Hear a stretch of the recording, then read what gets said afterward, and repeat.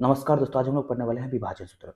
ये सूत्र जो है क्लास 10th के निर्देशांक ज्यामिति के बहुत ही महत्वपूर्ण सूत्र है। तो विभाजन सूत्र क्या होता है? तो विभाजन सूत्र जो है देखिए क्या होता है।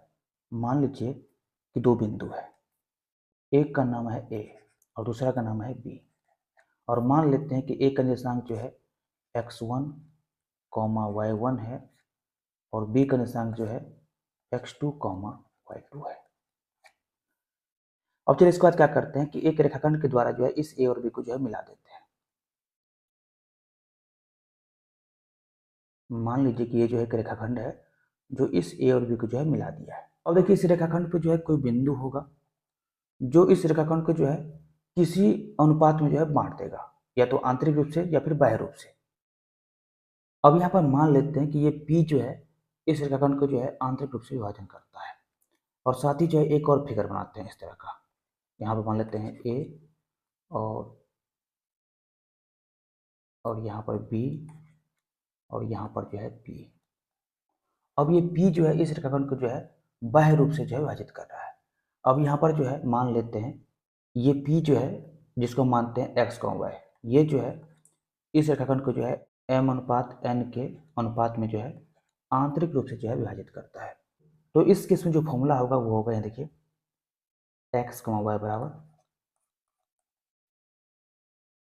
mx2 plus nx1 by m plus n, my2 plus ny1 by m plus n। ये जो है किसके लिए है? तो ये जो है जब ये बिंदु P जो है इस रेखाखंड को आंतरिक रूप से m/n के अनुपात में विभाजित करे तब। और जब ये बिंदु P जो है इस रेखाखंड को बाह्य रूप से विभाजित करे तो उस केस में जो फॉर्मूला होता है देखिए, यहाँ पर भी जो है x, y लिखेंगे x, y, ए का पॉइंट x1, y1, बी का पॉइंट x2, y2। तो यहाँ पर जो है यहाँ देखिए x, y बराबर क्या होगा, विभाजन सूत्र mx2 जब भी बाह्य रूप से विभाजित करे तो उस केस में जो है n की जगह जो है -n ले लेंगे, मतलब -nx1 बाय, और नीचे में भी जो है लिखना है m-n, comma my2 ny1 bye m-n। अब देखिए ये x, y जो है किसका निर्देशांक है? तो इस p का निर्देशांक है, मतलब कि इस विभाजन बिंदु P का निर्देशांक है। और इसी विभाजन बिंदु P का निर्देशांक ज्ञात करने के लिए हम लोग विभाजन सूत्र पढ़ते हैं, चाहे ये बिंदु रहे चाहे ये बिंदु रहे। इस बाह्य विभाजन बिंदु के लिए जो है ये फॉर्मूला, और इस आंतरिक विभाजन बिंदु के लिए जो है ये फॉर्मूला। तो ये सूत्र जो है किसके लिए है? तो P के निर्देशांक ज्ञात करने के लिए है, मतलब विभाजन बिंदु का निर्देशांक ज्ञात करने के लिए जो है ये सूत्र है। और चलिए इसके बाद हम लोग जानते हैं कि ये बिंदु P जो है कब जो है B की तरफ होगा और कब जो है A की तरफ होगा। तो देखिए जब M जो है N से अधिक होगा तो उस केस में जो है ये P जो है B की तरफ होगा। यहाँ देखिए इस तरह से AP बराबर होगा M और BP बराबर होगा N।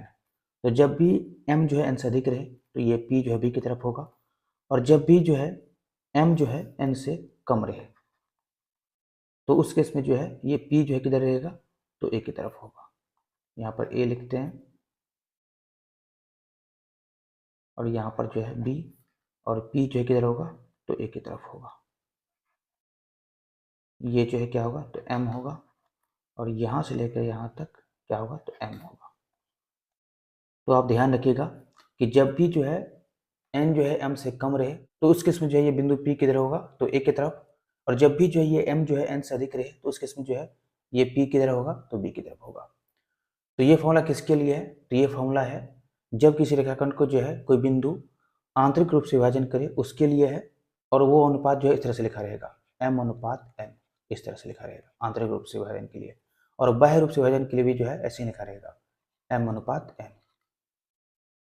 और जब कोई बिंदु जो है किसी रेखाखंड को बाह्य रूप से विभाजित करे तो उसके इसमें जो है ये फॉर्मूला लगाना है। तो हम उम्मीद करते हैं कि आप लोग को जो है ये कॉन्सेप्ट बहुत ही बढ़िया समझाया होगा। तो अभी के लिए इतना ही।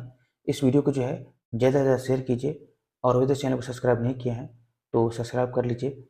जल्द हम लोग मिलते हैं किसी नए कॉन्सेप्ट के साथ।